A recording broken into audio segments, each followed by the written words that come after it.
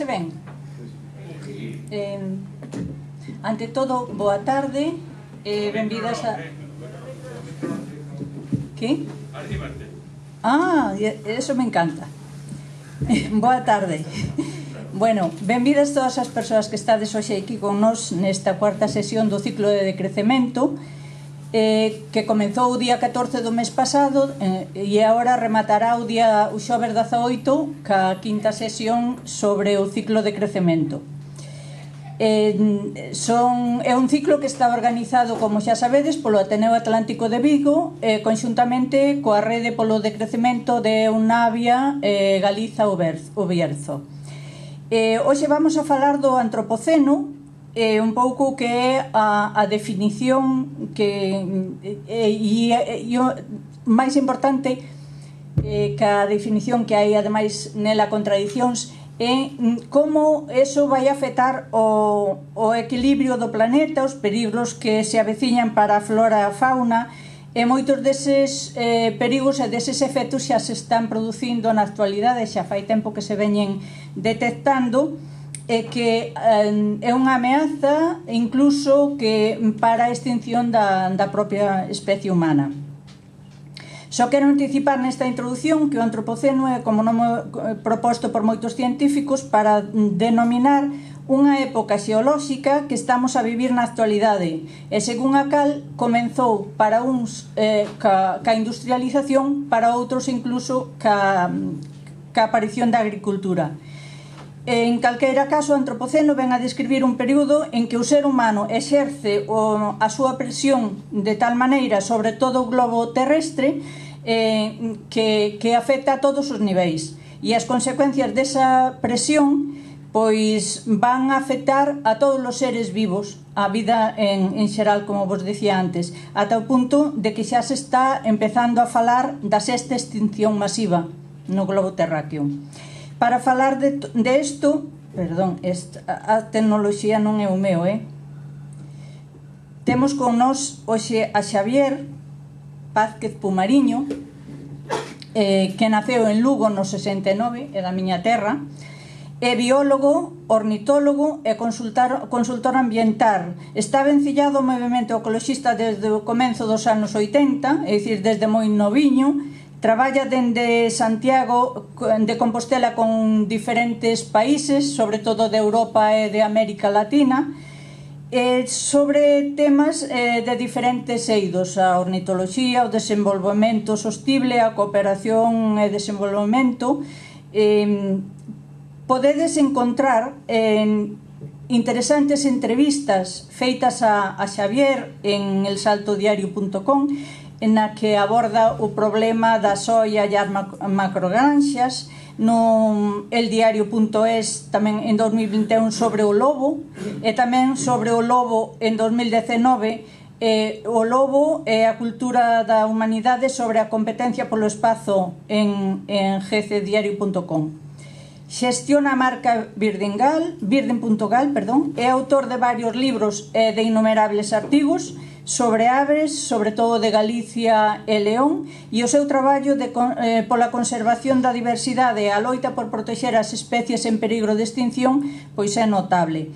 Por iso non é todo, senón que xa en 2013 falaba das dificultades para que penetren na sociedade a mensaxe de alerta sobre o cénit do petróleo e a necesidade de recuperar os coñecementos tradicionais vinculados á terra, na súa visión da Galicia pospetroleira. Desas datas, recoméndovos a guía que era unha guía para o Era o descenso enerxético. Sí, que xa abordaba nela como afrontar o tema do problema enerxético, como facer un decrecemento enerxético, como será, tamén ten un vídeo en YouTube de como será esa Galiza pos-petróleo. Leva moitos anos intentando concienciarnos a todos sobre o efecto invernadoiro e, bueno, non vamos a perder máis tempo nesta presentación porque o interesante o que el nos vai a contar é sobre todo o que podemos aproveitar despois no coloquio ca interacción de todas as persoas presentes con el. Contábamos hoxe, teño que darvos unha explicación previa a darlle a palabra a Xavier, contábamos hoxe ca presenza de unha abogada ambientalista, Mónica Valencia, pero antonte á tarde marcaronlle un exame para esta tarde no máster que está facendo en Santiago precisamente sobre temas desta cuestión, e claro, eso non puido resolvelo. Polo tanto, polo menos nesta ocasión non podemos contar con ela, o cal non quere decir que máis adiante, neste foro ou noutros similares, podamos tela con nós, porque é importante os aspectos legais que hai o que se pode facer neste eido, non tan que ten sobre todo tanta oposición e tanta resistencia social para acabar de encaixar dunha vez a realidade que temos. Moitas grazas pola túa presencia. Adiante, Xavier. Vale. Bueno.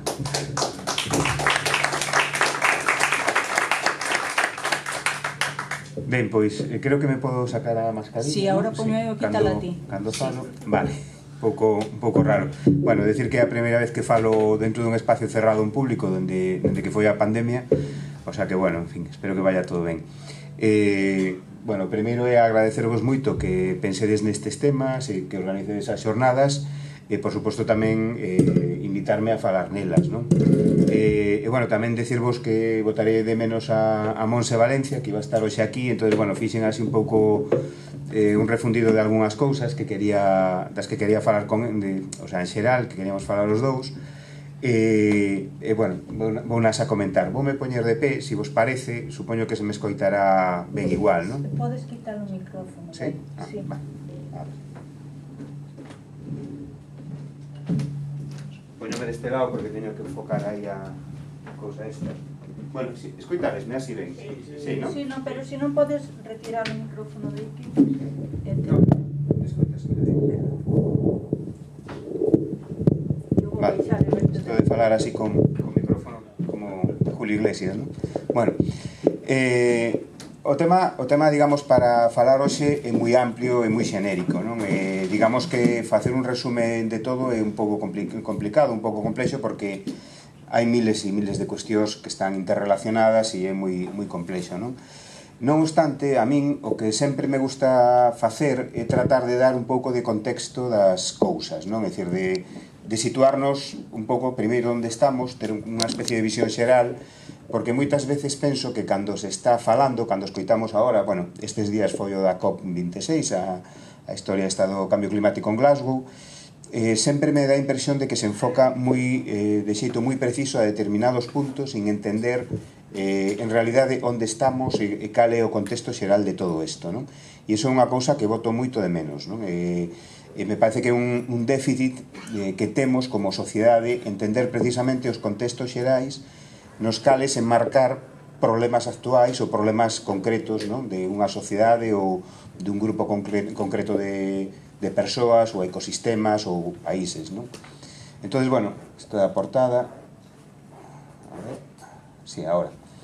Entón, bueno, falando do antropoceno, que é, non? É dicir, quen di por primeira vez esta palabra? Bueno, pois, dous señores, Crutzen e Stomer, que xa o propuxeron no 2000. Entón, antropoceno, o que sería unha especie de, bueno, pois de época xeolóxica, non? Na que podemos trazar algo nos estratos xeolóxicos da Terra, non? É dicir, eso se vería, non se vería, que ocorre aí, non?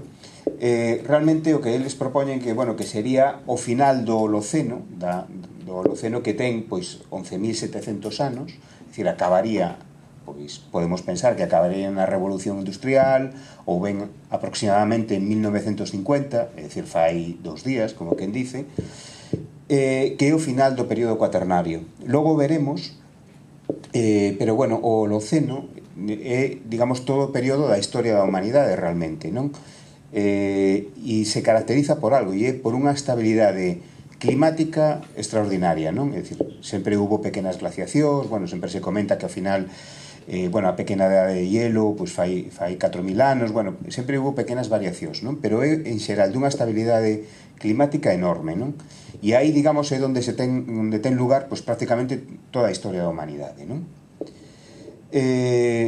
O antropoceno, bueno, pois, como decía antes, se pode decir que empezou, bueno, pois na época da Revolución Industrial, cando se empeza a transformar realmente en serio o que toda a corteza terrestre. Non quere dicir que antes non se transformara, que antes non o ser humano non fixera cousas, que sí que as fixemos, logo se queremos falamos un poquinho máis do tema, pero, bueno, se empeza a considerar que pode empezar a ser aí, non? Outra xente pensa que pode ser máis ben xa cando as transformacións que teñen lugar, pois máis ou menos a partir de 1950, bueno, pois son muitísimo máis fondas, máis serias, non? E aí empeza a cambiar o tema, non? E como, digamos, se podría trazar de xeito científico, é dicir, se viñera aquí un científico dentro de 5.000 anos ou, digamos, no futuro, é dicir, como podría detectar mirando a capa de estratos xeolóxicos que aquí pasou algo, non? É dicir, o que en este período empezou algo concreto, non? Bueno, pois hai unha transformación a gran escala de todo o planeta e iso pois ten lugar, bueno, pois que aparecen plásticos, microplásticos en todos os estratos, aparece, bueno, pois unha corteza terrestre con moitos elementos artificiais, é dicir, non naturais, sino completamente artificiais, aparece unha gran erosión e, polo tanto, unha gran sedimentación desa terra, desa area, desas rochas en outros puntos, consecuencia tamén da nosa actividade, e incluso o que se vería é que se podría detectar unha pequena capa de material radioactivo consecuencia xa das probas nucleares que houbo, pois sobre todo, bueno, pois inicios da Guerra Fría, non? Nos 50 precisamente, nos 60, non? Durante o antropoceno, bueno, previamente, é dicir, en calquera caso, non hai un consenso de que, bueno, de que realmente vai a ser unha área xeolóxica perfectamente recoñecible por todo o mundo e aceptada, non? Pero en calquera caso é un concepto que nos sirve para entender un pouco a historia da humanidade desde o punto de vista do planeta, pois dos últimos anos, non? E podemos poñer esos últimos anos un pouco onde queramos, pois, efectivamente, no inicio da Revolución Industrial ou incluso antes, ou en 1950. Iso dá un pouco igual. O tema é saber que ocurriu en esa época, non? O que empezou a ocurrir, non? O primeiro é que a composición química da atmosfera, do chan e dos océanos cambiou completamente, non? Logo entrarei máis bueno, pois máis en concreto sobre este tipo de cuestións, non? Nos océanos, bueno, pois se están acidificando, é un problema moi grave, se incrementa a temperatura, se acidifican, hai zonas xa mortas nos océanos, todo isto, bueno, tamén ocorre, bueno, pois unha erosión e un transporte de sedimentos, como estaba dicindo antes, é dicir, estamos cultivando a terra, facendo cousas na superficie terrestre a unha escala realmente grande, polo tanto a erosión é muitísimo maior, non? E entón, esa erosión pois, se deposita en determinados lugares e iso é perfectamente detectable, non? Hai unha perturbación dos ciclos bioxeoquímicos, como é o ciclo do nitróxeno, por exemplo, que falábamos de que hai unha acidificación nos océanos e outro tipo de cuestiones, ou zonas mortas máis ben, e consecuencia pois, do incremento brutal precisamente de nitróxeno en determinadas áreas, non? E de outros contaminantes como fósforo, etc. Non? Ciclo bioxeoquímico que está claramente alterado, bueno, pois o ciclo do carbono, non? E todos o sabemos, é dicir, precisamente pola emisión de gases de efecto invernadeiro, de CO2, precisamente a atmósfera actualmente, non? Metais, é dicir, se acumulan metais pesados en moitísimas partes, é dicir, tanto bueno, pues mercurio, plomo, etc. Non? Todo eso consecuencia da nosa actividade, non? Hai un cambio climático global, logo tamén, bueno, desenvolverei un pouco este tema, bueno, pois hai un cambio climático que produce un quencemento xeral do planeta, e xa levamos bastantes grados incrementados, digamos, desde que pensemos que é o inicio do antropoceno, non? Tanto dende que se iniciou, bueno, pois a Revolución Industrial ou a década dos 50, non? Consecuencia disso hai un incremento do nivel do mar, moi sutil de momento, pero xa empeza a ser serio, non? E logo hai unha cosa importante que son as modificacións na biosfera, non? É dicir, a biosfera, bueno, pois é o que compón toda a parte viva do planeta, bueno, pois eso está irremediablemente cambiado, non? Con extinción de especies, pérdidas de hábitats, pérdidas de ecosistemas enteiros, etc. Non? En calquera caso, o antropoceno, como decía, é algo útil, digamos, para todos os científicos, non? E para entender o que hai, non? Entonces, comeza esta nova era xeolóxica e, como decía, bueno, pues podemos ver nos estratos máis superficiais xa podemos ver cousas, non? Os elementos radioactivos dos que falaba antes, a contaminación plástica, que digamos que sería os novos fósiles, non? É dicir, o plástico, non temos por que pensar en grandes cachos de plástico, sino en pequenos microplásticos que se van acumulando en todo tipo de sedimentos. Hai uns niveis altísimos de nitróxeno, fosfatos no chan, consecuencia da movilización de eso. O ciclo de nitróxeno é moi interesante, e logo, se queredes, falamos do tema. Está contaminando, bueno, pues todas as augas. Aquí en Galicia sabemos, por exemplo, que está pasando na Limia e nun Coro das Conchas, por exemplo, ese tipo de cuestións, consecuencia, bueno, pues de unha gandería, neste caso, bueno, pues mal entendida. E hai, bueno, pues esos depósitos sedimentarios antropoxénicos de consecuencia de toda a erosión que se está producindo, non? Vou a empezar a dar o contexto, non? O Holoceno, como decía, bueno, pues está asumido que empeza hace 1700 anos con esa grandísima estabilidade climática, non? Cando aparecemos os humanos? Bueno, pues o que é o xénero Homo, non a especie Homo sapiens, non, o xénero Homo aparece, bueno, pues hai como 2,5 millóns de anos, non? Pero, bueno, daquela, bueno, pues o Homo erectus, o Homo, unha serie de homos, é dicir, que foron salindo uns de África, extinguíndose, todo o mundo escoitou falar dos neandertales, por exemplo, non? E entón, hai 400.000 anos, entre 400 e 250.000 anos, dependendo un pouco de como consideremos, pois aparece o Homo sapiens en África, non? E a partir de aí, empeza a sair de África para invadir ou conquistar, digamos, o poblar o resto do planeta, non? Pois hai uns 150.000 anos, non? Entón, salen de África, empezan, bueno, por un lado, veñense hacia Europa, por outro lado van hacia Asia. Os asiáticos chegan a cruzar o estreito de Bering, entran polo continente norteamericano e chegan a Sudamérica, o extremo de todo, o que agora é Chile e Argentina, pois hai uns 11.000 anos, máis ou menos. É dicir, como quen dice, onte mesmo, non? E aquí empezamos xa a ter unhas nocións interesantes. Eu supoño que vedes ben a gráfica, non sei se se ven de lonxe correctamente, a medias. Bueno, isto é o tamaño da población mundial nos últimos 12.000 anos, non? Estaba comentando que, digamos, fai 11.000, chegamos, digamos, a todas partes, non? O extremo, os seres humanos, chegamos ao extremo do continente americano, o sur de todo, non? Todavía, ojo, porque todavía, por exemplo, en sitios como Nova Zelanda, aínda se conquistaron fai 500 anos. É dicir, fai case nada. O sea, fai nada, relativamente nada. É dicir, estaban por aquí os reyes católicos e todavía había seres humanos chegando a un sitio completamente novo como era Nova Zelanda, por exemplo. Entón, aquí, si nos fixamos fai, bueno, pues, fai 12.000 anos, o tamaño da poboación mundial era de 4 millóns de seres humanos, de 4 millóns de persoas, non? Entón, se mantén así en prácticamente esos 4 millóns de persoas, é dicir, con un lixeirísimo incremento, pois hasta que chegamos ao ano cero, máis ou menos, no que seríamos, digamos, na época de Jesucristo, pois seríamos uns 150 millóns. É dicir, que pasa que nos levou prácticamente 12.000 anos pasar de 4 millóns a 12.000.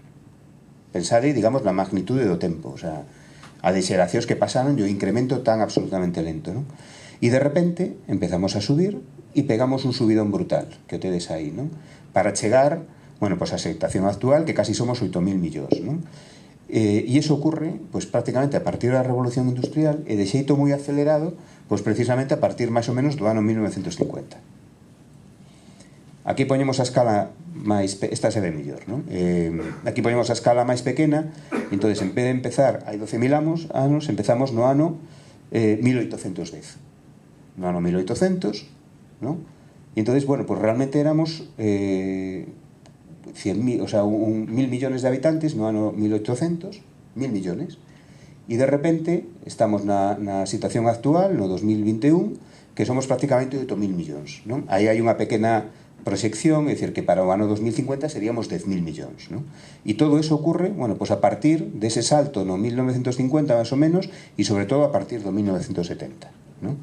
Entón, como é posible eso, non? Que tardemos 12.000 anos en pasar de 4 millóns a 150 e de repente, en moi pouco tempo, cheguemos a esa cantidad de persoas, non?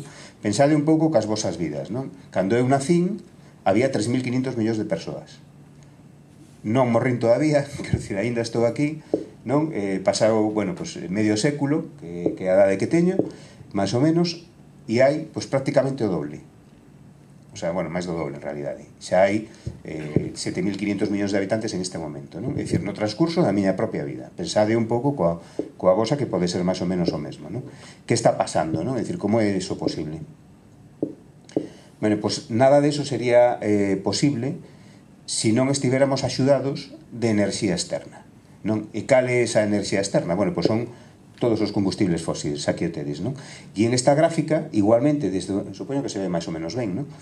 En esta gráfica vedes como dendo ano, precisamente, dendo ano 1800, non? Pois, decir, durante moitísimos anos, hasta, bueno, pues hasta o principio do século XX, realmente a maior parte de enerxía que se consumía de fora era biomasa, o que agora se echaba modernamente biomasa, é dicir, era leña prácticamente, non? E de xeito moi tenue empeza a consumirse algo de carbón, que sería o azul que tedes na parte de abaixo, non? E entonces eso xa nos permite consumir e producir moitas máis cousas, non? Ter moitísima máis comida, dedicar moitísimo máis tempo a crear cousas, a pensar, a facer inxenios, en vez de estar, digamos, adicando todo o tempo a cultivar, non? Nos permite desenvolver incluso a medicina, non? É dicir, a medicina o que require é unha gran cantidad de enerxía para facer investigación sobre como salir, como sobrepoñernos a determinadas enfermedades, non? Logo xa a partir pues efectivamente da década do 40-50 empeza a aparecer o consumo exacerbado de outra fonte de enerxía externa, fósil, non? Que é o petróleo crudo, non? Posteriormente, máis ou menos en paralelo ao petróleo crudo, se empeza a explotar o gas, e vedes que cada vez se utiliza máis gas, non? Despois a electricidade, bueno, a enerxía hidráulica de presas, que é unha fracción moi pequeniña. Despois inventamos a enerxía nuclear, empezamos a utilizar a enerxía nuclear, que sería o azul clariño ese que vemos aí. E logo, bueno, pues os biocombustibles, eso que se chama biocombustibles, que son así supermoderno, está sonando supermoderno, pero non deixa de ser leña, non deixa de ser, pues, ese tipo de combustibles, non? E solamente aparecen ao final, que nin se chega a ver na gráfica, o que son as renovables, as actuales renovables, non? Que basicamente, bueno, pues son enerxía eólica, enerxía solar, non? E, bueno, pues é unha cousa minimísima, non? E esa raya que tedes por aí é o produto interior bruto, pero digamos de todo o planeta, de como vai subindo a medida que consumimos máis enerxía, non? Entón, a primeira reflexión, digamos, que se pode facer aquí é, primeiro, que nunca se deixa de utilizar unha fonte de enerxía. Entón, unha das cousas que se está explicando agora, por exemplo, é vamos a poñer enerxías renovables, porque así vamos a deixar de emitir, pues, por exemplo, CO2 que se consume, bueno, pues, cando queimamos carbón ou gasoil ou gas, non? Pero a realidade é que non, é dicir, a realidade é que sempre se continúa a utilizar a fonte de enerxía anterior. É dicir, son fontes que se van sumando, nunca que se restan unhas ás outras. E isto é importante telo en conta, non? E ademais, a realidade é aplastante, porque normalmente cando o sea, a primeira justificación para todo isto que hai agora cas enerxías renovables é precisamente deixar de emitir CO2 á atmósfera, bueno, pues para que haxa menos cambio climático, etcétera, non? Pero a realidade é que en ningún momento se deixa de emitir menos, é dicir, sempre, ano tras ano, se vai incrementando, non? Eso mentras facemos conferencias, digamos, de loita contra o cambio climático, digamos, pues cada ano, non? Entonces, bueno, pues non ten moito sentido, non?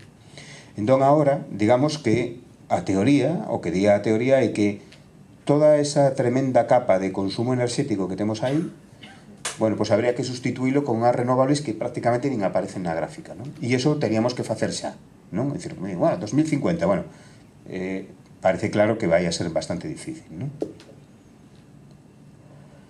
Si pensamos na electricidade como fonte de enerxía específica, non? Pois máis ou menos isto é o mesmo, non? Temos aí, bueno, pois o ano 1985, é dicir, prácticamente nada, pois fai moi pouco tempo, e vemos como realmente o consumo de carbón é estable, que é a base de todo eso. O de petróleo sí que efectivamente se reduce un pouquiño, pero ao mesmo tempo se incrementa o de gas natural, non? A enerxía hidráulica permanece bastante estable, é dicir, é moi difícil xa en calquera parte do mundo facer grandes pesas que podan cambiar un pouco este panorama, non hai sitio. A nuclear, bueno, pues aí está, é dicir, permanece, disminuye un pouco desde 1985, entre outras cosas, porque hai centrales nucleares que, bueno, que teñen unha vida útil concreta e hai que ir parándoas, non? Pero esas centrales nucleares non se repoñen con outras, non? Por algunha razón, por algo será, non? Logo, o vento, vemos como ao final sí que se empeza a medrar un pouco a enerxía eólica, bueno, e tamén a solar, non? E algunhas outras como é a queima de biomasa, etc. Pero vedes que basicamente a enerxía, o origen da electricidade permanece estable, bueno, pues nos últimos 40 anos máis ou menos, non? E aquí empezamos a falar, vos poñer varias gráficas, espero que as vexades máis ou menos. O principio da gráfica non o podedes ver desde aí, é de hai 800.000 anos, non? E o final da gráfica sería ahora, non? Entonces, que é a curva de Killing? Bueno, pois a curva de Killing é a curva o que mide a concentración de CO2 na atmósfera, non? Como se mide a concentración de CO2? Bueno, pois hai rexistro de hielo moi antigo, na Antártida, particularmente en determinados glaciares, que podemos, hielo fósil, digamos, que podemos perforar, sacar tubos dese hielo, entonces hai microburbullas de aire, non? E podemos medir exactamente canto CO2 había en esas microburbullas de aire, saber de cando é esa franxa de CO2 que hai en esa microburbulla, non? Bueno, pois, con unhas variacións bastante curiosas, non? Pois dende hai 800.000 anos hasta prácticamente, diría, pois a Idade Media, non? Mais ou menos, un pouco máis, a Revolución Industrial, prácticamente permanece constante, non? De algún xeito, non? Entonces, non pasa nunca de 200 partes por millón, sempre permanece así. Pero xustamente no último punto, vedes que se dispara, non? E isto xa empeza a ser de 10.000 anos atrás hasta ahora, non? Entonces, vámonos achegando hasta actualmente, non? Sigue permanecendo en esos 250 partes por millón, un poquinho máis, prácticamente, bueno, pois hasta o ano 1700, unha cosa así. Aquí xa é dende o ano 1700, non? Hasta a actualidade, entón xa vemos como empeza a subir, precisamente en 1950, de xeito espectacular. E aínda peor, bueno, se tedes esta situación aquí, que estos son os 2 últimos anos, non? Estos xa son tomas directas de un observatorio que é o de Mauna Loa, que é un observatorio que hai no medio do Pacífico que, digamos, toma aire sin ter ninguna industria, nin rutas de barcos próximas e tal que poideran alterar esa medición, é unha medición como, digamos, estándar de todo o planeta, non? E entón aí vemos, é dicir, que en este momento estamos en 415, máis de 420 partes por millón en algún momento, non? Isto nos 2 últimos anos. É dicir, que permanecemos estables, de novo, 800.000 anos, de xeito bastante estable en 800.000 anos, e de repente, en 50 anos, 50, 60 anos, pasamos prácticamente a multiplicar por 2 a concentración de CO2, non? E iso está, obviamente, en relación directa co consumo enerxético inmediatamente anterior. Que consecuencias podemos ver, digamos, de todo isto? Bueno, pois que o ser humano monopoliza a maior parte da produción primaria do planeta. É dicir, en este momento, sendo 8.000 millóns de habitantes, a produción primaria, digamos que é a produción das plantas, a produción vegetal, non? Entón, prácticamente monopolizamos todo. É dicir, eso quere dicir que estamos acaparando toda a superficie do planeta. Se nos estamos acaparando eso, é dicir, toda esa superficie do planeta con algo que é especificamente para nós, iso quere dicir que o espacio que queda para a vida silvestre, para os animais, para as plantas, para a natureza en xeral, é prácticamente mínimo, o sea, prácticamente non existiría, non? Acaparamos, polo tanto, a maior parte da terra fértil de todo o planeta. Non hai terra fértil prácticamente para a natureza, entre comillas, non? Desaparecen ecosistemas naturais enteiros, non? Isto parece un pouco así forte dicilo, pero, bueno, hai cousas, hai elementos naturais, ecosistemas naturais que xa prácticamente son residuais, non? Tanto a pequena escala como a gran escala, non? Despois alteran todos os ciclos dos procesos bioxeoquímicos, non? Falábamos, evidente, do carbono, pero tamén o do nitróxeno, o do fósforo, etc., non? Despois aparece a consecuencia dese metabolismo que son os contaminantes, porque non solamente acaparamos, sino que despois todos os nosos residuos van ao medio natural, non? Entón aparece o fenómeno da contaminación extrema de todo tipo de cuestións, de todo tipo de elementos, non? Esta outra gráfica moi similar, non? Serían, bueno, pues, que ocurre aí? É dicir, bueno, pues, os animais silvestres serían eses puntiños verdes, mentras todo o demais serían grupos de animais domésticos, non? Tanto vacas, o centro seríamos nós, os humanos, etcétera, etcétera, non? Iso é como se compón a biomasa do mundo actualmente, non? No, perdón. A ver, disculpade que me salí.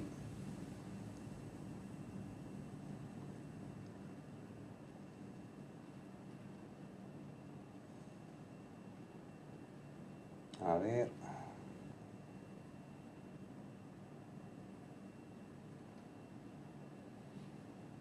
Bueno, pues siento que creo que... no, aquí está. Vale. Bueno, pues eso un pouco como sería ahora, non? O asunto. Pero tamén podemos poñer exemplos máis concretos, non? Que pasa no mar? Bueno, pues isto é dun estudio que se fixo fai moi pouquiño, que se estimou que o peso das baleas mortas solamente no século XX, o peso é 2 veces o peso de todos os mamíferos vivos actualmente. Eso é tremendo, non? Porque ademais, se tedes en conta eso, tedes que pensar que todo ese peso de esos mamíferos é un carbono que está liberado na atmosfera en este momento. Que pasa cas plantas? Bueno, pues prácticamente o mesmo que antes, non?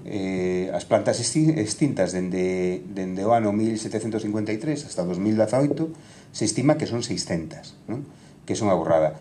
Actualmente se estima tamén que o 30% das especies de árbores están en peligro de extinción, unhas 17.500 especies, non? E 440 deles pois teñen menos de 50 exemplares, non? Especies enteiras que, bueno, que dependen de 50 individuos, non? E aquí é onde chegamos aos límites do crecemento, non? É dicir, onde podemos chegar con todo isto, non? Entón, esta curva, que está, bueno, que é unha cousa que empeza no ano 1900 e acaba no ano 2100, bueno, pues temos diferentes cousas, non? A primeira de todo é a poboación humana, non? Digamos que é a línea esa medio morada que sigue por aí. Entonces, o máis chamativo disto é que non está feito agora, é dicir, esta gráfica ven do informe Meadows do Club de Roma de 1970, é dicir, de fai 51 anos, non? É dicir, que non é unha cousa que ninguén non coñecera, é dicir, non, isto xa se sabía, estaba previsto, etcétera, non?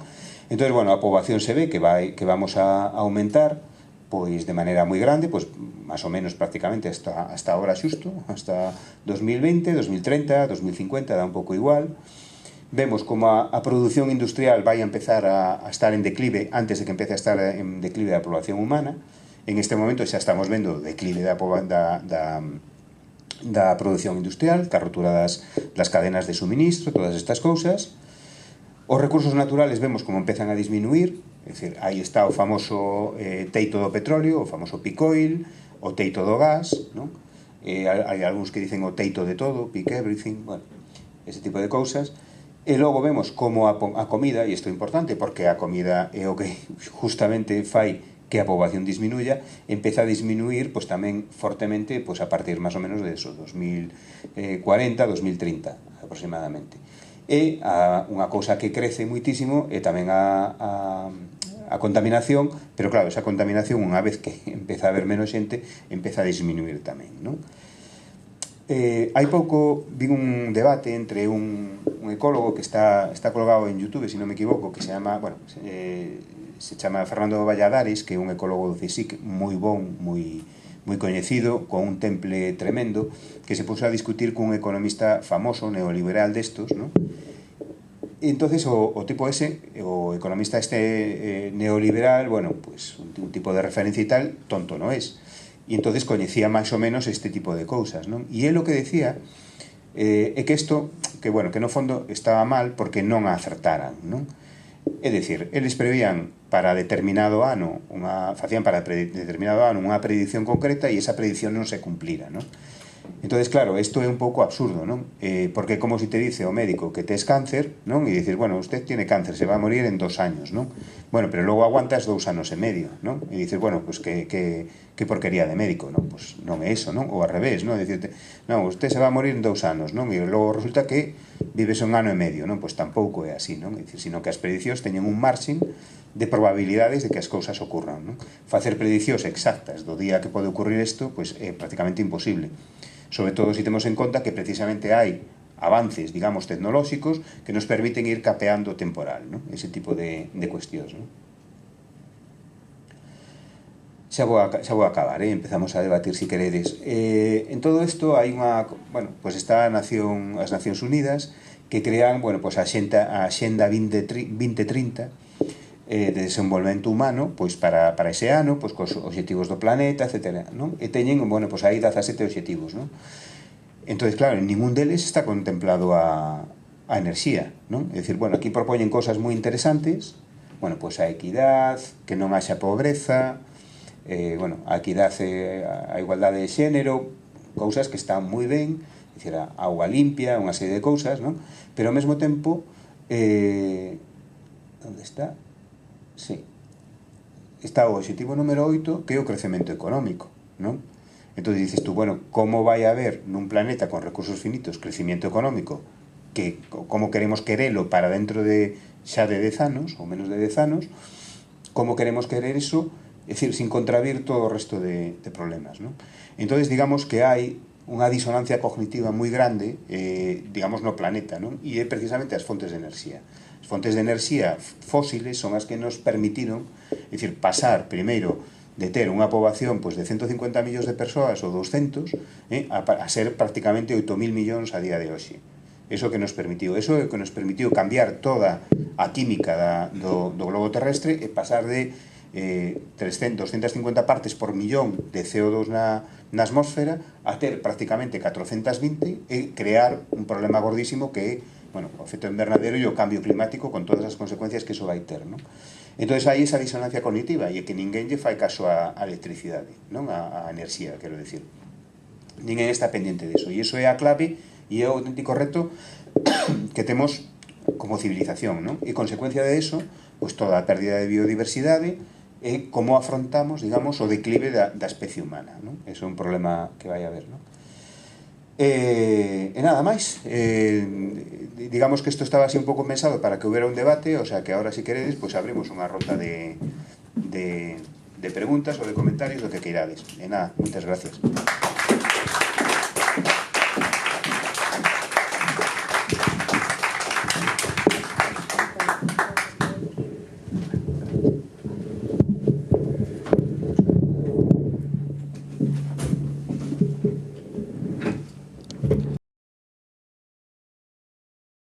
Que conclusión extraerías dos debates que está vendo neste cumio, porque é importante, porque eu, por exemplo, unha das conclusións é dicir que o metano das vacas é importantísimo, a contaminación do planeta, a mí pareceme casi ridículo, pero bueno, é unha opinión, non? Ti que valoración faría, porque é importante dicir ao principio, que hai que situarnos na realidade concreta na que nos movemos. Bueno, a ver, unha valoración de todas as cumios climáticos que houve hasta... Bueno, es que non sei se me escoito ben. Bueno, pois é unha valoración de todos os cumios climáticos que houve hasta ahora, sempre son un fracaso. Sempre son un fracaso, non? Entonces, por qué? Porque ao final isto é como o xogo do prisionero, non? É dicir, poñemos a varios prisioneiros, cada un nun sitio, e entonces a todos lles decimos que outro confesou, non? Entonces, claro, tens que creer o carcelero, non? E isto é algo parecido. Entonces, estamos mirando os pa outros a ver quen fai algo, e ninguén fai nada.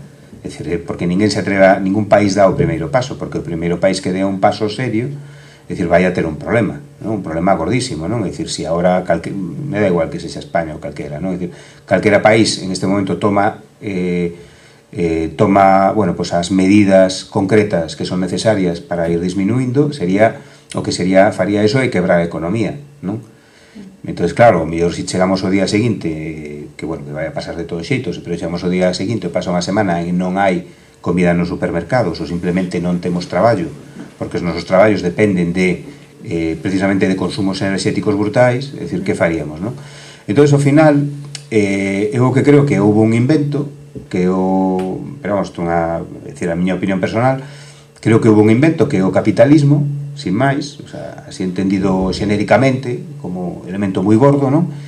Que se nos foi das mans, non? Entón, a día de hoxe nós non controlamos o capital, nin o capitalismo, nin os mercados, sino, digamos que esa propia maquinaria que creamos nós a que nos está controlando a nós, non? Entón, sempre me acordo das películas aquelas que supoño que as vistes, as de Matrix, non? Bueno, na que as máquinas pues, conseguían dominar os seres humanos, non? Entón, os seres humanos batallaban para librarse das máquinas e tal, non? E entón, isto é unha especie de Matrix, pero sin máquinas, non? É dicir, simplemente un sistema económico é o que está dominando, o que nos está dominando en este momento, non? E ese é o tremendo reto que hai, non? É dicir, como nos libramos dese Matrix actual, porque, claro, ti falas das vacas, non? É dicir, eso, en certo modo, bueno, pues é unha cousa parcial, non? Entonces, claro, aí están as decisións individuais, non? É dicir, por moito que unha persoa se esforce individualmente, é dicir, non vai a cambiar realmente nada, tendo en conta que somos prácticamente 8.000 millóns, non? Entón, eso é moi difícil de modificar, non? E aí está tamén os problemas das estructuras de poder, non? Fai pouco sacaba precisamente Oxfam Internacional un informe que non sei exactamente que rigor ten, pero me dá igual que teña pouco, porque é unha burrada, non? Que máis ou menos o 50% das emisións globais dependen pois, do 2-3% da poboación mundial, é dicir, dos máis ricos que teñen ese tipo de historias, non? Entón, me dá igual se é o 50% ou o 25%, non? Ou o 20%, non? Ou o 10%, non? É un problema de poder, non? De quen ostenta ese poder e hasta que punto están dispostos a parar eso, non? E entón, pois claro, ao final estamos metidos nunha especie de maquinaria infernal na que non somos capaces de salir, non? Eu non creo, digamos, que todos os dirixentes mundiais sean malas persoas, algunos obviamente sí que son, non? Ou que sexan tontos ou parvos, non? É dicir, non me creo eso, simplemente que non saben que facer, non saben que facer nin como facelo, non? Entón, o que están facendo é pasarse a bola, a ver si paso a miña presidencia ou a miña tal, paso o seguinte e o seguinte a ver que fai, non? Entón, basicamente, o que penso que está a ocurrir, non, con isto. Sí, eu manexaba estes días unha cifra de que o 1% da población global, ou sea, ricos, sí, producían o 30% da contaminación global, e que simplemente con que eles fixeran a reducción que lles corresponde se poderían cumplir os acordos de París. Pero na representación, dai o que te estás dicindo, non? O peso que ten todo o poder das enerxías fósiles que teñen, sendo Brasil o país máis grande, o que máis representación ten, 400 e pico, as corporacións, os lobbies destas corporacións de fósiles teñen 503, creo que son, e o Reino Unido conserva anfitrión 200 e pico nada máis. Suman máis os lobbies das industrias fósiles na representación que teñen na cumbre climática nesta de Glasgow, máis cos 8 países máis afectados, máis que cos representantes dos 8 países precisamente máis afectados por eso. Claro, eso é o problema. O sea, é un dos problemas, claro. E aí non vai a... Siguiente.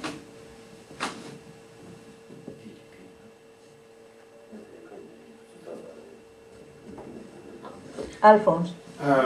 Yo, digamos que estudiaba algo toda esta cuestión y, por ejemplo, tenemos hace unos años que hubo el problema aquel del agujero en la capa de ozono, parece que fue hacia 1970 y pico.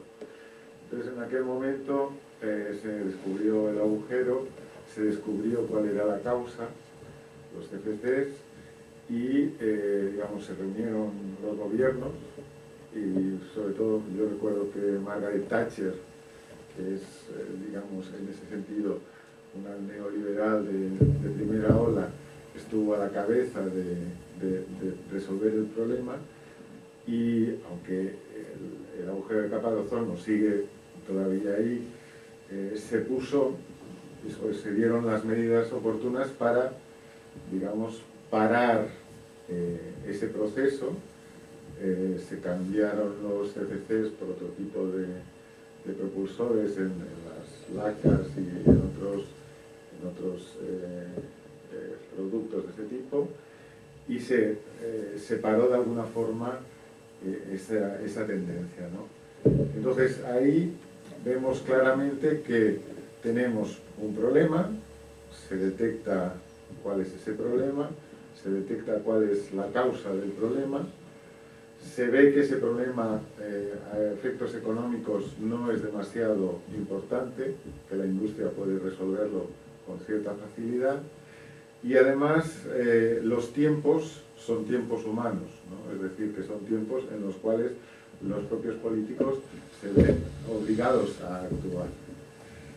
Respecto a las crisis ecológicas actuales, que son varias, no es una, le damos mucha importancia al cambio climático, el problema es que los tiempos son muy lentos. Es decir, que llevamos 50 años hablando del cambio climático, y a principios de siglo pasado ya se habló del efecto invernadero. Han pasado todo ese tiempo, pero los resultados, los efectos de todo eso son tan lentos, son tan poco perceptibles, que nos vamos acostumbrando a esa situación, ¿no? Entonces, mi pregunta siempre es cómo hacer llegar, no a las personas que estamos aquí, que ya sabemos de qué va la cosa, cómo hacer llegar a la mayoría de la población que realmente sus hijos y sus nietos van a encontrarse con un panorama desolador, absolutamente desolador, y que además es bastante más acelerado de lo que en un principio se podía suponer. Es decir, que cuando hacen esos paneles en la ONU y hacen esas previsiones, que ya llevan muchos años haciéndolo, y hacen 3 previsiones: la catastrófica, la conservadora y la media. Ahora sí ya sabemos que esas previsiones normalmente se acercan más a las catastróficas que a las otras dos. Entonces lo estamos viendo toda esa aceleración, y no hay manera de comunicar o hacer ver en general a las personas que hay ¿no? Y ese para mí es el gran problema. ¿Cómo se comunica eso y cómo realmente la gente se da cuenta de que en 30 años el problema será muy grave y que no habrá vuelta atrás? Bueno, a mí de 30 anos pareceme optimista. É dicir, porque o problema que xa está ocorrendo agora, non? Pero a máis de xeito grave, non? É dicir, moitas quero dicir, que tampouco podemos aillar, penso, é dicir, que un pouco que trataba de decir, o problema do cambio climático, do consumo enerxético, é dicir, das fontes que teñamos enerxéticas disponibles, e tampouco podemos aillar da cantidade de poboación que hai, non? Entón, si miramos desde lonxe, non?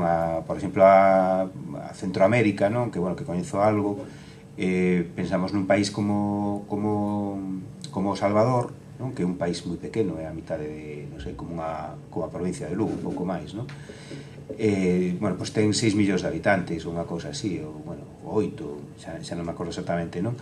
Entón, claro, é un territorio que non dá para manter a 8 millóns de habitantes, nin de broma, non? Entón, se mantén cando máis ou menos hai enerxía barata que todo o mundo pode comprar, que todo o mundo máis ou menos pode malvivir, non? Que está ocorrendo ali agora, por exemplo, pois que non hai enerxía, non teñen nada, entonces non teñen que comer, entonces a partir de aí necesitan sair do país, non? E entonces é unha cosa que xa estamos vendo, non? O mesmo que pasa en África subsahariana ou moitos outros países, non? Entonces, como facelo ver? Bueno, é que é o problema que comentaba antes de estar metidos en Matrix, estamos metidos nun sistema, non? Podemos coller a unha persoa nova que en principio se supón que deberían ter, bueno, pues a mente un pouco máis aberta ou o preocuparse máis do seu futuro, non? É dicir, porque, bueno, ao fin e ao cabo, quer dicir, a miña nai, co cambio climático, pois non vai sufrir xa moito, non? É dicir, a pobre, por moito que lle quede, non? Pero bueno, pois unha persoa máis nova, pois deberá pensalo máis, non? E podemos comentarllo, decirllo, poñerle todas as gráficas do mundo, explicarlle, poñerle vídeos, podemos facer todo o que queira, que logo inmediatamente, cando saia á rúa, o que ve é coches circulando. Cando pon a publicidade, é publicidade absolutamente abrumadora de cousas que consumen enerxía, non? Ahora se quere facer, por exemplo, o tema da transición verde, bueno, pues eso, da xenda verde do goberno e a digitalización, non?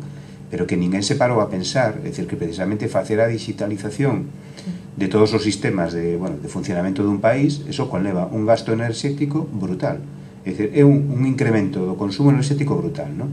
Entón son cousas contradictorias, son absolutamente contradictorias. Con cales te quedas? Bueno, pois ca que obviamente é mayoritaria e máis cómoda para ti. Entón é un pouco como que decían os curas moi antiguamente, non? É dicir, que fai o que te digo, pero non o que vexas, non? É algo así, non? Entón, como podemos esperar?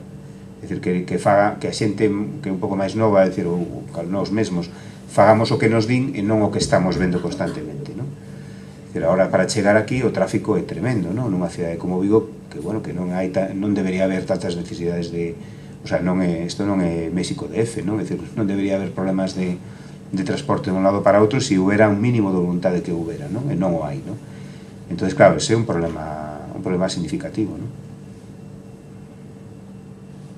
É dicir, todo o urbanismo hasta ahora, é dicir, se estivo facendo en todas, a xente lle parece normal, en Vigo, falando de Vigo en concreto, pois traballar ao mellor no centro de Vigo e vivir pois en Aldán, que dicir, hai xente que lle parece normal eso, non? Entonces eso non é admisible, non deberá ser admisible. Guillermo, mira, Guillermo te la palabra e despois a rapaza que está detrás de ti, ou viceversa, da igual, primeiro un e logo outro. Bueno, fíxose referencia que fomos capaces de resolver, ou casi resolver, o tema do burato do ozono, non? Entón, a miña pregunta é se de novo a tecnoloxía será quen de resolver o problema, non? Porque, de alguna maneira, entendo que as enerxías renovables, non? O problema é que non teñen acabado todos ou resuelto todos os problemas para que sexan eficaces, non? Bueno, ou se hai que buscar outra solución. Bueno, a ver, que decir, aí sí que me tocas un pouco a fibra, non? O tema das enerxías renovables, de todas as enerxías renovables, bueno, son renovables, pero son enerxías, non son enerxías renovables. É dicir, eso para empezar. Son enerxías fósiles que dependen de sistemas renovables, que cambian completamente. É dicir, o día que se monte un parque eólico con enerxía renovable, previamente renovable, entonces ese día sí que o vou creer. O día que se faga un panel solar, un simple panel solar con enerxía renovable, entonces sí que será renovable. É dicir, mentras tanto non. E entonces todas son, digamos, unha forma de prolongar a eficiencia de unha enerxía fósil. É dicir, se eu teño pois, unha cantidade de carbón, máis que queimalo directamente a obter electricidade, é máis intelixente facer, bueno, pois un parque eólico, fundir, bueno, pois a extraer os metales, fundir para facer as torres, levar o cemento ali, facer as aspas de vidrio, bueno, todo eso, montalo pois con enerxía, que logo me vai a estar proporcionando máis enerxía durante máis tempo, pero eso non é enerxía renovable, porque non podemos renovar un parque eólico, ningún campo de huertos solares, non o podemos renovar con enerxía renovable de momento, non? Entón, son todos sistemas subsidiarios da enerxía fósil, e ese é o tremendo problema que non están comentando, non? Entón, bueno, digamos que é un pequeno salto de prolongar esta situación un pouco máis, non? E eu penso que sí, que é dicir que vamos a poder prolongar un pouco máis se investimos en eso, pero non a vamos a prolongar moito máis, é dicir, de que estamos falando?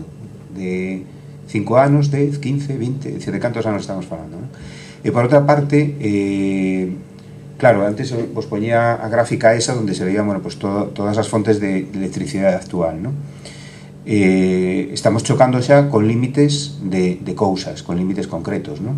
E poño un exemplo, para, é dicir, non hai cobre, entón, se quixéramos electrificar todo o sistema a día de hoxe, todos os coches, todos os camións, tractores, que é dicir, que é unha cosa que da que se fala pouco, é dicir, todo o mundo fala de os coches eléctricos e tal, que non habrá problema, vale, o problema non son os coches, quer dicir, o problema son os tractores, se non temos alimento vai a ser un problema, é un problema, non? Bueno, pois todo eso necesita cobre, pois simplemente non hai cobre, non? Ademais, para poder utilizar o cobre se necesita azufre, perdón, unha gran cantidad de azufre, non? Sorpresa, de onde se saca o azufre? Pois do petróleo, non? E curiosamente cada vez hai menos, non? E o mesmo pasa pois con un montón de materiales, non? É dicir, en este momento bueno, pois hai xa problemas, é dicir, un problema que non se fala, non? É dicir, estamos todos falando da Mariña, do tema de Alcoa, de produción de aluminio. Bueno, pois hai determinados materiales sin os cales non se pode producir o aluminio, non? Entón dices, bueno, vamos a salvar Alcoa, poñemos todo o Estado, pon aí todos os cartos que haxa que ter, salvamos os postos de traballo, por canto tempo, claro, é dicir, por canto tempo, non? É dicir, eso é a cuestión, non? Entón, claro, estamos chegando ao límite de todo tipo de cousas, de todo tipo de materiais e todo tipo de procesos, non? Entón, ese é o problema que nos enfrentamos. E iso, quero dicir, insisto, que claro, a xente, eu cando conto isto en determinados ambientes, ou a xente, ou tal, moita xente se sorprende, e dices tú, no, mira, é que isto, no informe MIDUS, no Club de Roma, no ano 70, xa falaban de iso. Que les decían que era para o 2018 e resulta que chegamos ao 2021, pois bueno, en fin, é dicir, erraron un pouco o tiro, pero non iban equivocados, é dicir, o problema non é si pasa ou non pasa, o problema non é cando pasa, o problema é si pasa ou non pasa, non? Si me pilla a min ou a miña filla, quero dicir, bueno, o mellor para min é un consuelo, pero non é un consuelo para a humanidade, non?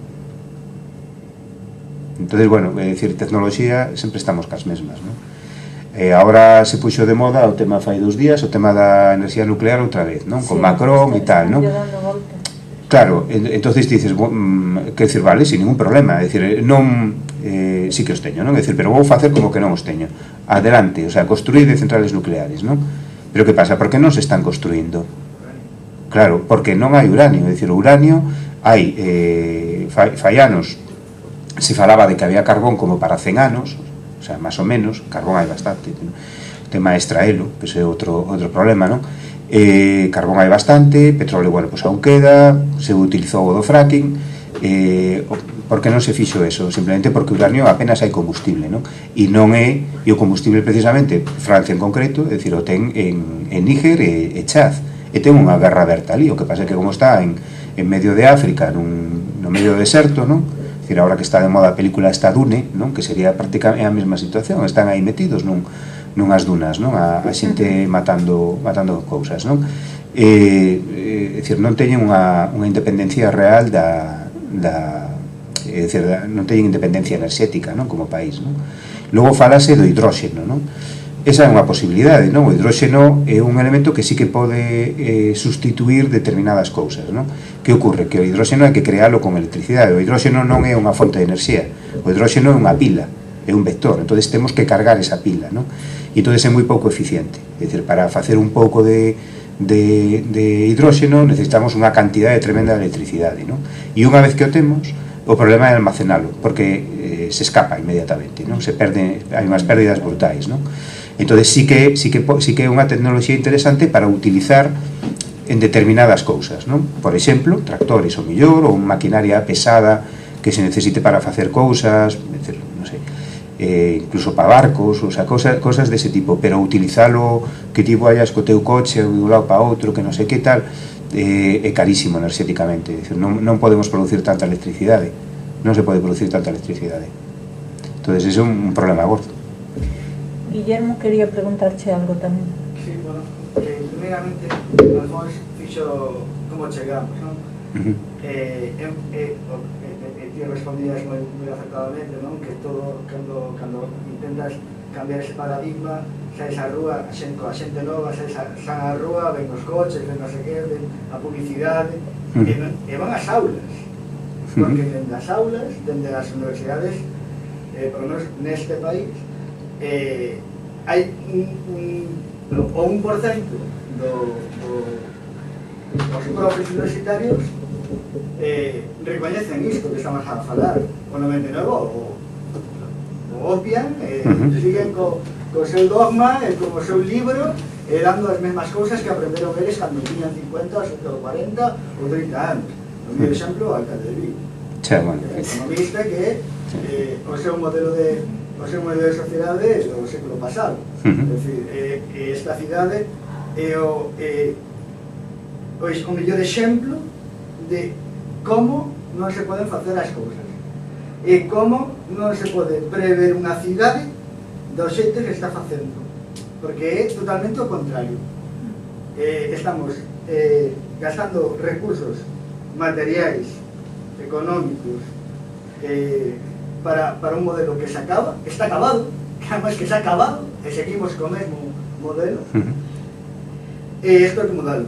Outra cousa que quería dicir é, outro día, na primeira ou segunda xornada, fixe unha intervención un pouco longa tamén, dicía unha cousa que outro día dixo o bo de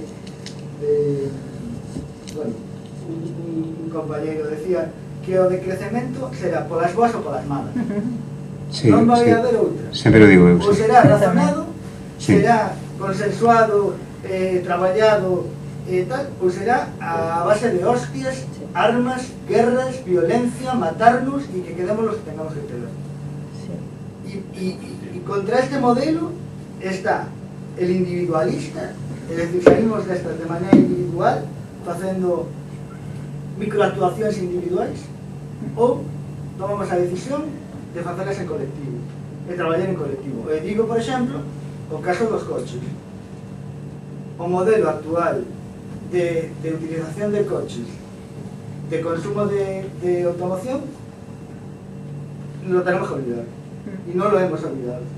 No podemos sustituir el parque de combustión por parque eléctrico, porque no hay materiales en la Tierra que soporte esto. Aunque los hubiera, solamente durarían pues 15 años, que es lo que dura un carro, estirando 25, pero non hai máis, se acabaron os coches. Entonces hai que mudar, hai que apostar por o transporte público para todo. Non é que eu vivo, pues non iba a salir, ou haberá que facer, os puntos de traballo máis preto dos centros de vida, dos fogares, e unha rede pública de transporte público superpotente e esquecernos de como estamos facendo as cousas agora. E se non a facemos, o que tardemos en tomar a decisión, es que eu non vou a prescindir do coche porque a mí me gusta, porque non sei que, por el anuncio, que mira que bonito que vas conduciendo y te ves. Bueno, pues tú sigue con el anuncio, sigue con ese rollo, y cuando te venga la garra, individualmente vas a ver lo que fue esa decisión que tú tomaste de la plena libertad de hacer lo que me dé la gana, pues las consecuencias que nos traen. Y sigo diciendo, salidas colectivas, para todo, para la energía también. Es decir, no podemos seguir dependiendo de 8 empresas, en este país hay muchas más empresas eléctricas, pero las que llevan el peso específico son 8 empresas, que dependemos de ellas para el consumo eléctrico. Eso nos ata a todos, la vida de todos. Pues esto son decisiones que estamos tomando. Esto puedes ampliar. Sí, perdona, despois Sí, ten palabra outra. Sí, no, é que o sea, non teño nada que engadir, tes razón, non? Incluso cos coches, unha cousa que a mí me molesta bastante, por exemplo, como nos estamos gastando os cartos públicos, non? É dicir, para disfrazar de consumo verde decisións que simplemente benefician as mesmas empresas de antes, non? Entonces agora te dicen, bueno, ti tes un coche de diésel que contamina moito, efectivamente, contamina moito, unha porcallada de coche, entonces te damos tanta subvención para que te cambes a un híbrido, non? E tal, claro, ou un eléctrico, non? Vale. O problema é que unha boa parte do consumo enerxético de un coche vai na fabricación. Entonces, realmente o ecolóxico e intelixente, por moito que contamine un coche, é mantelo o máis tempo posible, non? O día que se monte un parque eólico con enerxía renovable, previamente renovable, entonces ese día sí que o vou creer. o día que se faga un panel solar, un simple panel solar con enerxía renovable, entonces sí que será renovable. Pero mientras tanto non.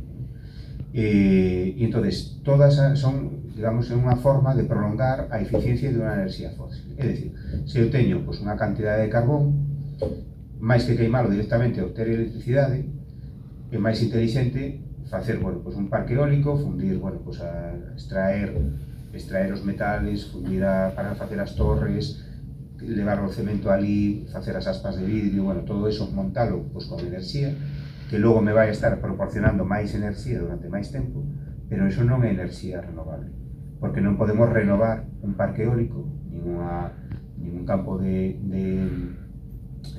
huertos solares, non o podemos renovar con enerxía renovable de momento, ¿no? Entonces son todos sistemas subsidiarios da enerxía fósil, e ese é o tremendo problema que non están comentando, ¿no? Entonces, bueno, digamos que é un pequeno salto de prolongar esta situación un pouco máis, ¿no?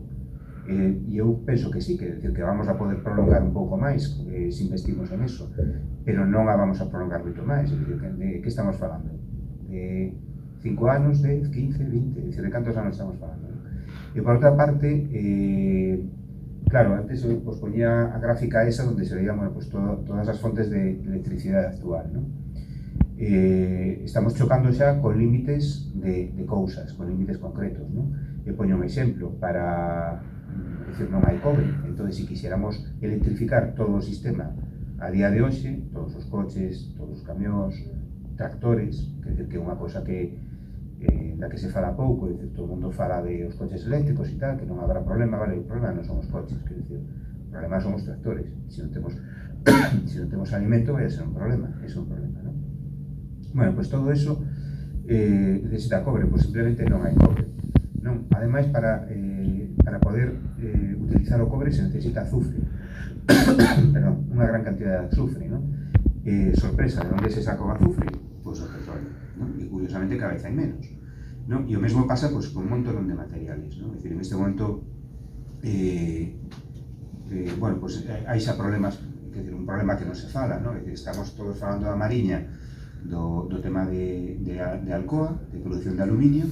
Bueno, pois hai determinados materiales sin os cales non se pode producir o aluminio, non? Entón dices, bueno, vamos a salvar a Alcoa, poñemos todo o Estado, pon aí todos os cartos que hai xa que ter, salvamos os postos de traballo, por canto tempo, claro, é dicir, por canto tempo, non? É dicir, eso é a cuestión, non?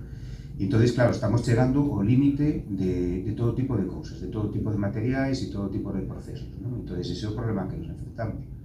E iso, quero dicir, insisto, que claro, a xente, eu, cando conto isto en determinados ambientes, ou a xente, ou tal, moita xente se sorprende, e dices tú, non, mira, é que isto, no informe MIDUS, no Club de Roma, no ano 70, xa falaban diso.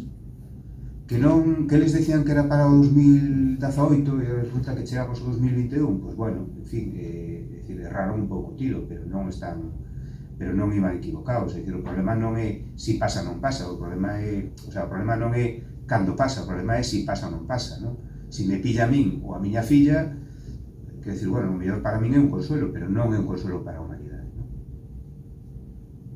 Entón, bueno, é dicir, tecnoloxía, sempre estamos cas mesmas, non? Agora se puxo de moda o tema fai 2 días, o tema da enerxía nuclear outra vez, non? Con Macron e tal, non? Claro, entonces dices, quer dicir, vale, sin ningún problema, é dicir, non, sí que os teño, non? É dicir, pero vou facer como que non os teño. Adelante, o sea, construir de centrales nucleares, non?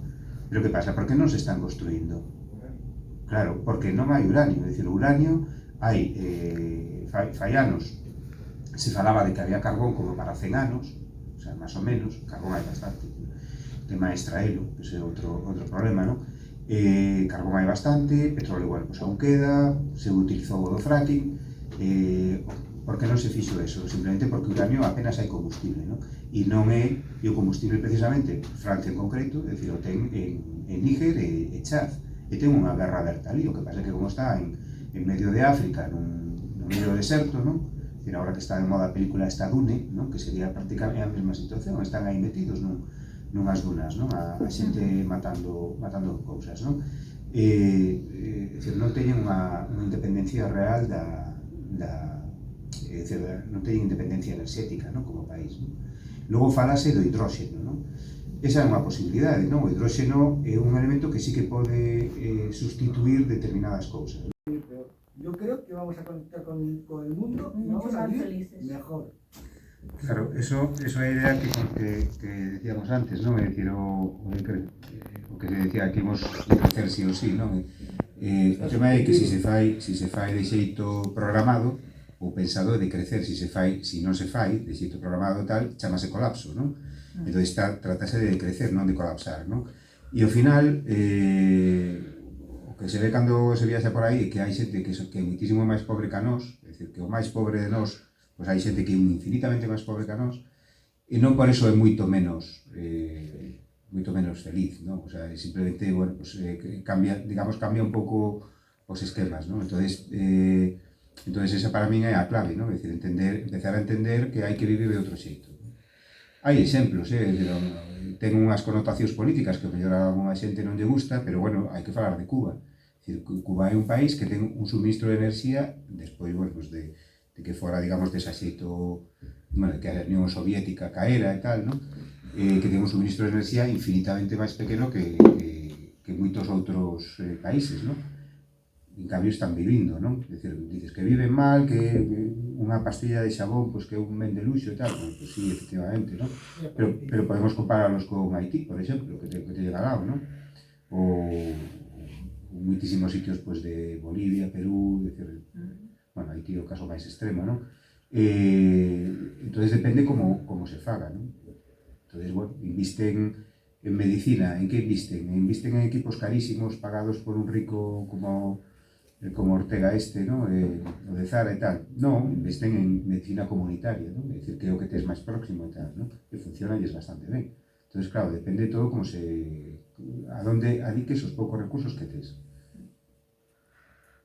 Por esto, hoy leí que es una tontería, pero decía, el león y la pantera no son animales malos. Los malos son la gallina y el pato. Le decía una lombriz a sus hijos. Pues esto digamos, porque non quere ver o que é, vale? Porque por tecnoloxía, a día de hoxe, se podría traballar 3 horas e vivir todo. A tecnoloxía que hai, vale? Pasa eso? Non pasa. Por que non pasa? Porque a tecnoloxía non se usa para eso. A tecnoloxía, cando se crea, os que realmente crean a tecnoloxía, os que realmente a controlan, usan precisamente para que eles máis beneficio. Falamos de que precisamente, que xa dixo ponente, o problema é que o capitalismo necesita que ele o consumo. Non pode existir consumo se non se crean as cousas. Claro. É precisamente ese sistema de vida, de consumir, de ter, que nos meteron na cabeza. Que cando falan dos xóvenes é que creceron con eso, metiendo esas ideas na cabeza. De que hai que ter máis, de que hai que consumir, de que eso é importante. Os xóvenes agora, xoguetes, de todo. Eu cando era nena, facíamos xoguete un pau. Pero agora os nenos agora non dicen un pau para xogar. Pero todo iso é, digamos que é algo que nos ten metido na cabeza. O neoliberalismo, que é o capitalismo, é dicir, funcionou moi ben, porque leva 60 anos metendo na cabeza da xente que hai que vivir así, cando non é certo. Claro que se podía vivir como un país, ou podría vivir como aquí nos anos 60. Se pode vivir. Porque nos anos 60 que estou a decir, se pode vivir.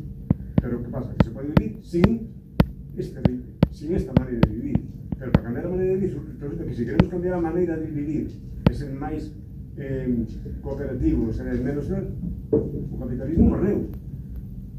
Porque o problema é precisamente o problema, que se decía ao principio, o problema é o capitalismo, que non é un sistema económico, sino que é un sistema de poder, de que a ver quen se queda con máis. Ese é o problema.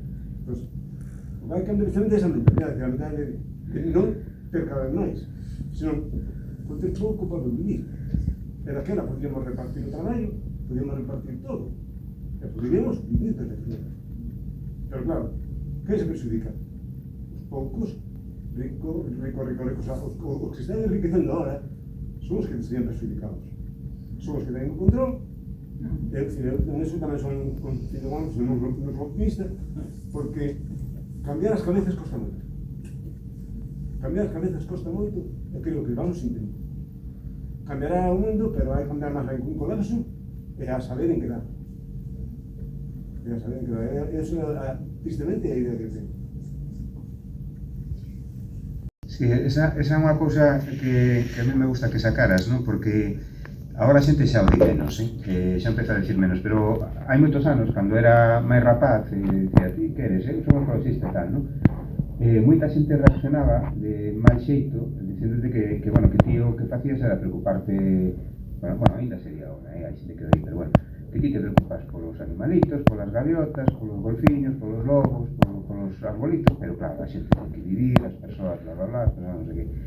Realmente que nunca entenderon nada, porque o ecologismo se vai de algo, precisamente digamos, desde o meu punto de vista, humilde completamente, é o cumio do humanismo, porque o que nos estamos preocupando é das persoas humanas, porque o planeta é unha máquina que funciona sin nós perfectamente, e que non pasa nada, é dicir, aparecimos hai como 2,5 millóns de anos, os primeiros homos que andábamos aí por África, bueno, medio doblados todavía, e cando se acabe isto, pues van a seguir, o planeta vai a seguir perfectamente igual, ¿no? É dicir, crisis de extinción xa houve as incluso máis gordas que agora, é dicir, que chegou a quedar pues, prácticamente o 15% do vivo na segunda gran extinción, e non pasou nada, é dicir, aquí estamos, ¿no? É dicir, todavía con toda a nosa gran biodiversidade, non? Con un mundo diverso, cheo de baleas, árboles, bosques, selvas, é dicir, non, eso é o de menos, non? É dicir, 10.500 especies de aves, non? É dicir, eso non é o problema somos nós, é dicir, se que nós queremos continuar aquí, debemos facer algo, senón nada, non? E é certo que, bueno, que hai algunha xente que todavía pensa que non é así, non? É dicir, que hai que deixar a xente, claro, é dicir, non sei que, claro, isto contamina moito, pero claro, as persoas teñen que vivir e tal, bueno, ese tipo de mentalidade que eu prácticamente diría que non é que veña do século XX, que ven do século XIX, non? Ou incluso antes. Lo que tú decías, de que en el último momento igual votamos a los que no nos conviene votar, y yo me pregunto, ¿y los que tenemos ahora, los que nos trajeron hasta aquí, nos convenía votarlos? Claro, sí, pero bueno, esas son preguntas as que penso que, bueno, non teño resposta, é dicir, pero ter razón, o sea, non hai máis, non? É dicir, o que dice é moi interesante, é dicir, a xente que dice, bueno, é que está agora con internet e tal, hai un acceso a información tremendo e tal que nunca hubo, e é certo, temos un acceso a información brutal que nunca hubo, pero o problema é a formación, non?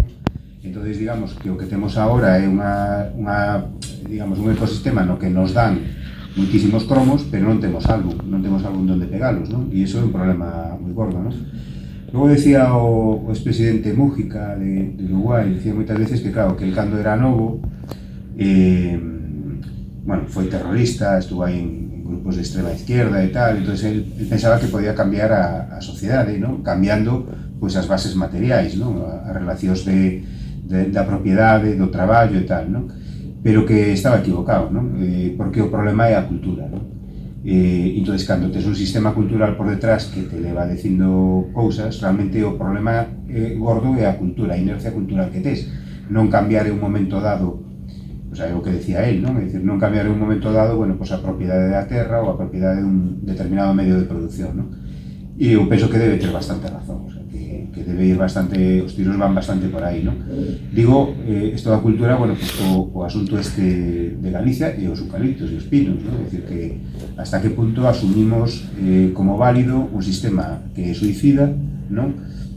Todo porque se creou unha cultura nos últimos anos dende un punto de vista dominante, dende instancias do poder, obviamente, non? Sin que ninguén cuestione o que ocurre, non? E non solamente se cuestiona, sino que aqueles que o cuestionamos temos un problema, non? Habitualmente. Entón, claro, eso é o asunto, non? É dicir, cambiar os sistemas culturais, non? Mais que, o mellor, feitos materiais máis concretos. Bueno, non, das 9 fechas, temos que estar fora. Tenemos exactamente si Sí. Alguna cousa máis? Ou queres dicirles algo sobre o derretimento do permafrost en 2 minutos? Claro. Ou empezamos xa? Sí, bueno, o que preguntabas do Sí. tema do permafrost e da liberación dos calatros, dos metanos, non? Claro, eso é das cousas que hai efectos non lineais, non? É dicir, nós pensamos moitas veces que as cousas que facemos teñen un efecto lineal, é dicir, temos unha pelota, lle damos unha patada e a pelota avanza, non? Pero a veces non é así, a veces temos unha pelota, damos unha patada e a pelota vai muitísima máis velocidade que nos pensamos, non? Ou máis lenta, depende, non? E entonces eso é o que pasa con isto, é dicir, ninguén preveía fai uns anos que un dos efectos do quentamento era que se iba a derretir o permafrost, e efectivamente, vale, bueno, mellor podíamos pensar que se derrite, pero o que ninguén pensara hai anos é que debaixo pues, había acumulado metano de unhas cantidades que solamente por retroalimentación son capaces de cambiar o clima da Terra, non? Entón, ese é un problema gravísimo e ademais que non ten solución, quero dicir que o temos, é dicir, si eso se siguen liberando, pues vai a continuar ocurrindo, non? E iso é un problema grave, non? Entón, claro, se falamos das vacas, pero claro, do permafrost a día de hoxe, pois... Non, é que aí ademais, xa no 2018 o Ministerio de Medio Ambiente ruso advertiu do perigo que había precisamente porque hai residuos radiactivos, hai metales pesados, esos experimentos que fixeron os americanos que se detectaron, e os rusos tamén, non só antras, sino moitas bacterias e virus que son resistentes esas bacterias aos antibióticos que non tiñamos nin noticia de que existiran e bueno, e que se está derrumbando o suelo sobre o que están as vivendas da xente, que hai cidades en Siberia que tiveron que desaparecer, en depósitos de combustibles e demais que reventaron, o sea, fallou o chamado a derretirse e contaminou os ríos e as augas de toda a zona. Entón, dicen tamén, os rusos advirten do problema dos cementerios, estos desfeitos radiactivos que hai debaixo do permafrost, que vai a pasar con todo eso, non? Claro. E eso, a donde vai esa xente, porque hoxe falaba a Comunidade Económica Europea incluso de levantar un muro contra a inmigración, o sea, como Trump. Pero esa xente que se lle marcha o chan debaixo dos pés, a donde vai? O sea, en fin, o problema de que se detecta o permafrost é que efectivamente se poden liberar virus que llevan acumulados miles de anos aí debaixo, non? E esos virus non temos defensa contra eles, non? Entonces pode non ocurrir nada ou pode que ocurra, o sea, eso tamén depende, non? Depende da sorte ou mala sorte que teñamos. Bueno, cerramos entón isto, moi agradecido pola nosa presenza.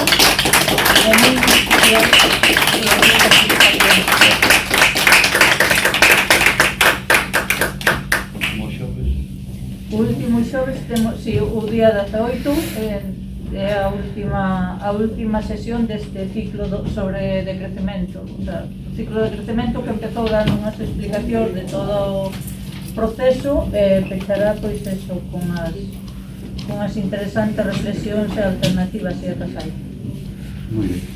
Nada. Bueno, muchísimas gracias. A ti e aos presentes.